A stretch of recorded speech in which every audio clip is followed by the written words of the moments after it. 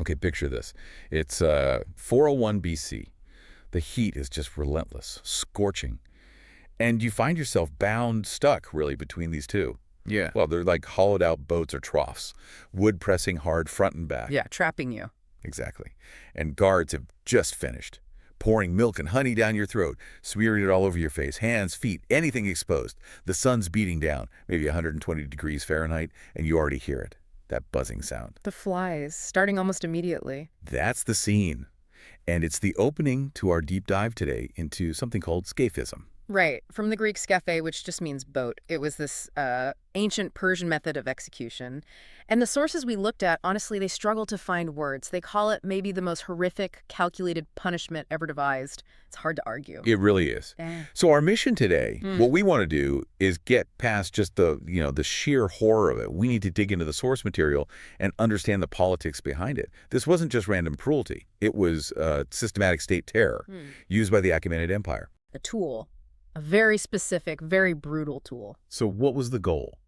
What political reason could possibly demand such complete physical destruction? Well, we can actually trace it through one person's story. A man named Mithridates. He was a soldier in the Persian army, fought for the empire.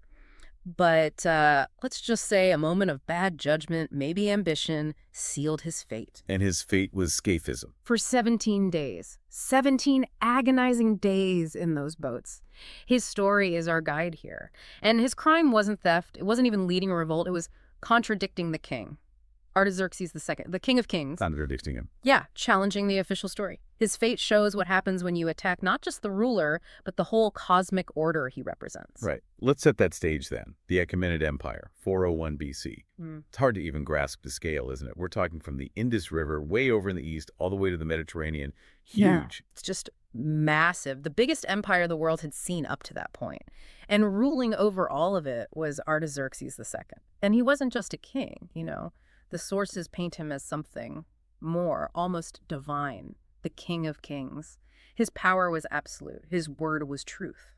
And when you have that kind of absolute power concentrated in one person, any challenge, even a tiny crack, it can't just be punished. It has to be obliterated publicly. Especially when the challenge comes from inside the royal family itself, which is what happened. You're talking about Cyrus the Younger. Exactly. The king's younger brother, he raised a huge army, lots of mercenaries, remember the 10,000 Greeks, and he marched against Artaxerxes, trying to seize the throne. A massive civil war, basically. Which ended at the Battle of Canaxa. Cyrus was defeated, killed on the battlefield, but how he died, well, that became a problem for the king. Politically inconvenient, you mean? Very. Artaxerxes needed to project strength, divine right, you know? So the official story became that he, the king himself, personally struck the killing blow against his rebel brother. That was the narrative. Crucial for stability after the coup attempt. Okay, so that's the official line. Where does Mithridates fit in? This is where it all goes wrong for him. Mithridates, the soldier, was apparently the one who actually killed Cyrus in the chaos of the battle. And then he boasted about it publicly. He claimed the credit. Oh, no. Directly contradicting the king's story. It wasn't just bragging. It was undermining the king's entire post-victory narrative. It was political sabotage at the highest level. But still, why Scaphism? Why not just a quick beheading? Seems simpler, cleaner. Because the crime, in their view, wasn't just lying or insubordination, it was deeper. The sources really stress this part about Persian court culture. Contradicting the king wasn't just treason. It was seen as an assault on the cosmic order, on Asha, the Zoroastrian idea of truth and order itself. So the king's word is cosmic truth. In essence, yes. To challenge it was to challenge the universe. Mithridates hadn't just insulted Artaxerxes, he'd damaged reality itself in their worldview. So, simple death. Totally inadequate. The punishment had to repair that cosmic damage. Which means death becomes a performance. A carefully staged, highly symbolic performance. Exactly. And you see this kind of thinking in their other punishments, too. They had a system, a gradation.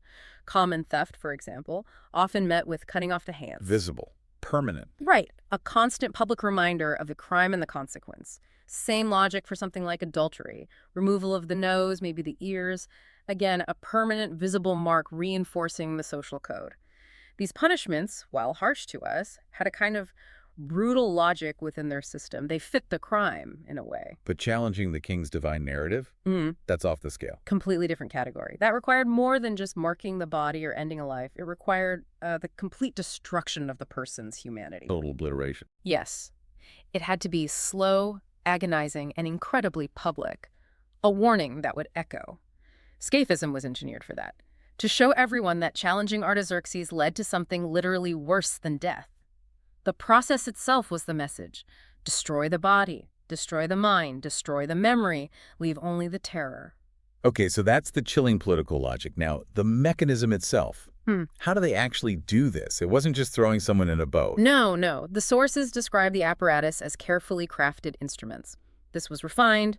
As we said, scaphe means boat, but think more like 2 identical wooden troughs, hollowed out precisely. And the victim goes inside. Mithridates will be placed in the bottom one. Then the top one comes down, fitting snugly over his torso, like a clamshell almost. Leaving what exposed? Just the head, hands, and feet, sticking out through tight holes cut specifically for them.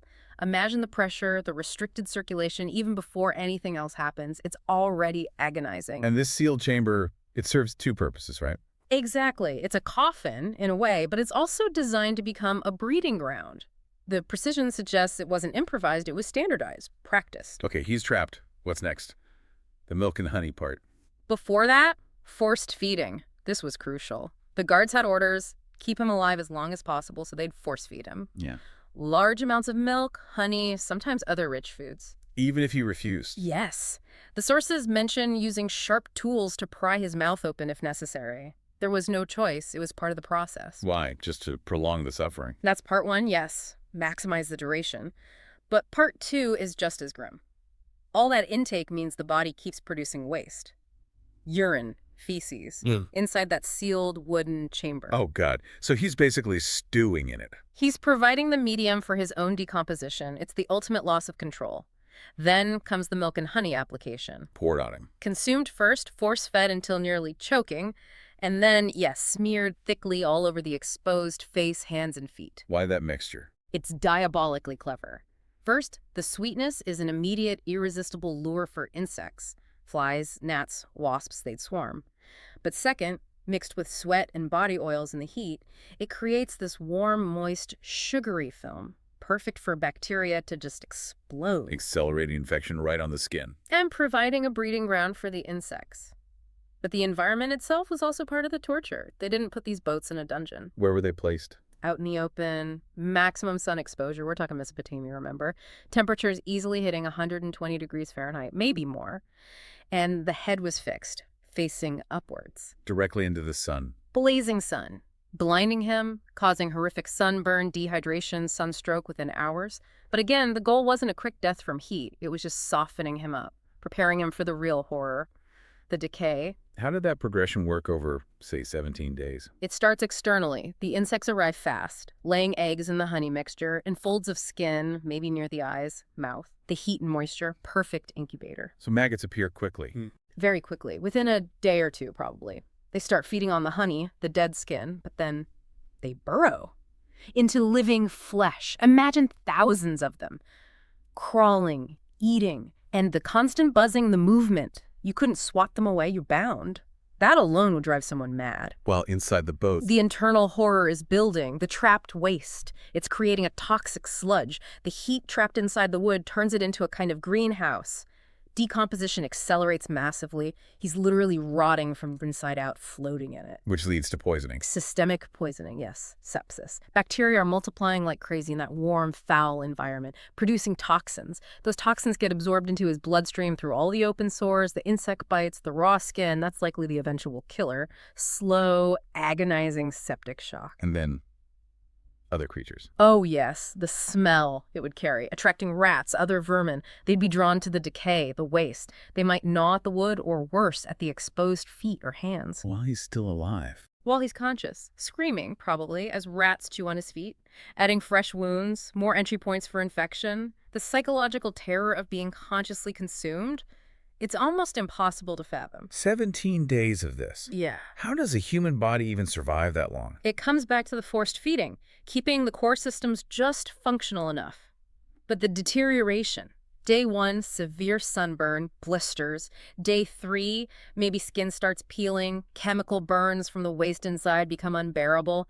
Day 7 or 8, the mind likely snaps. Delirium sets in from pain, dehydration, toxins, the insects. But the body keeps going? Stubbornly. Kept alive by the guards' regiment, he becomes just a vessel of agony, completely dehumanized. And that spectacle of dehumanization, that was the point. That was the deterrent. It's almost hard to transition, but this shifts now from pure physical horror to something administrative, coldly bureaucratic. You said Scaphism was systematic. That implies organization. It implies a chilling level of administrative effort, yes. Huh?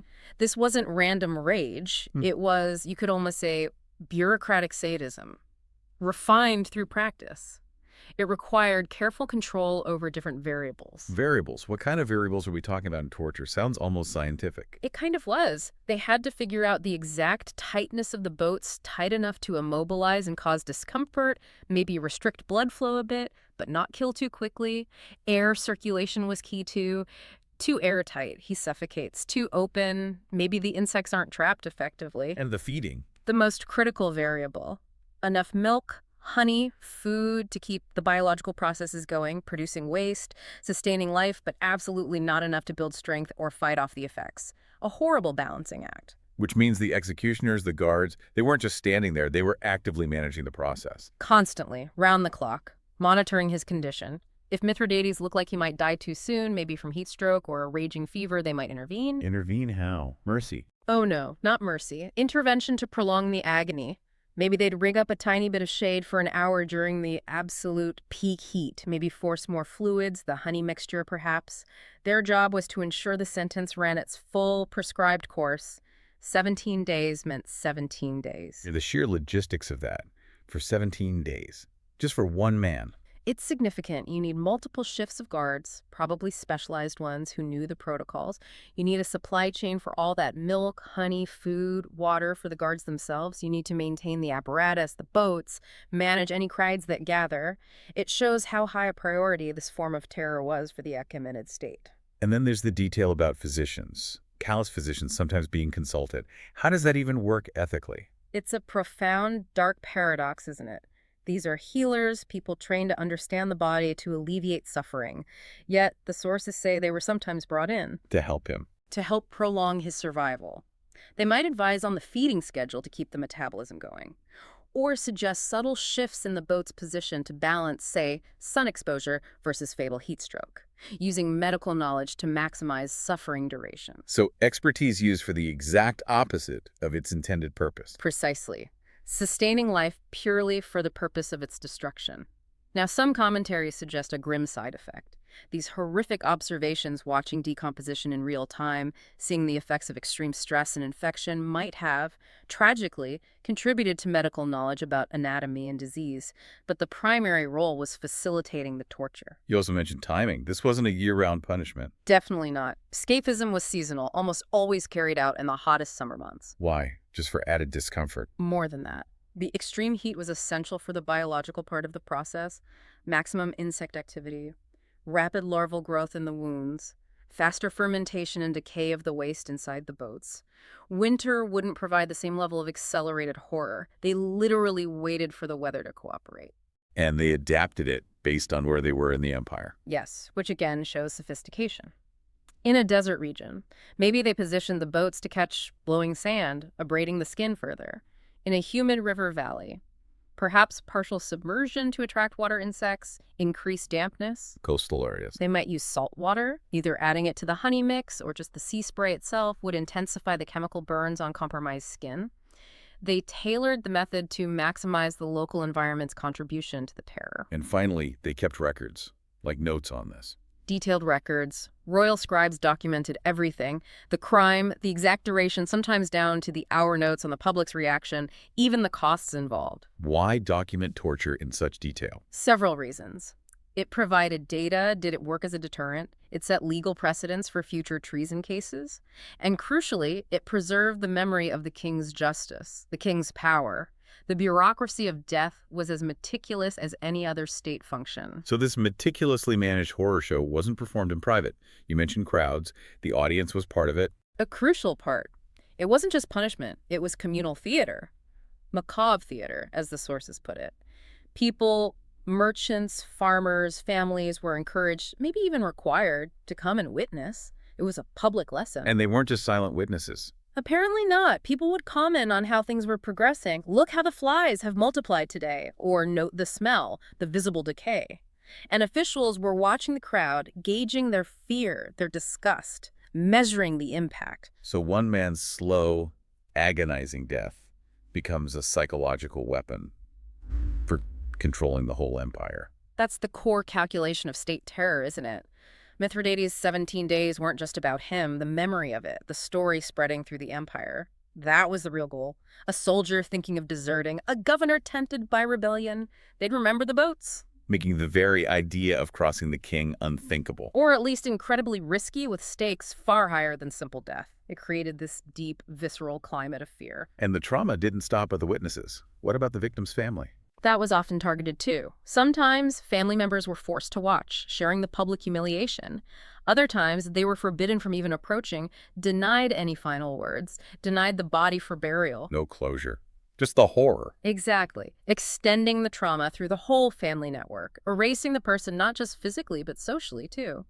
And the sources mention, briefly, that for the rare female victims, there was an added layer. How so? The public exposure itself violated deep cultural norms about female modesty in Persia. So on top of the physical agony, there was this intense social shaming, specifically targeting women, reinforcing gender control. This level of cruelty must have had ripples beyond Persia's borders. Oh, absolutely. Foreign diplomats, guests at the Persian court, they saw this stuff, they went home and described it. Imagine the reports going back to Greece or Egypt. How did that affect relations? Varied. Some allied kingdoms might have actually been impressed, maybe even adopted similar tactics, seeing it as a sign of strong control.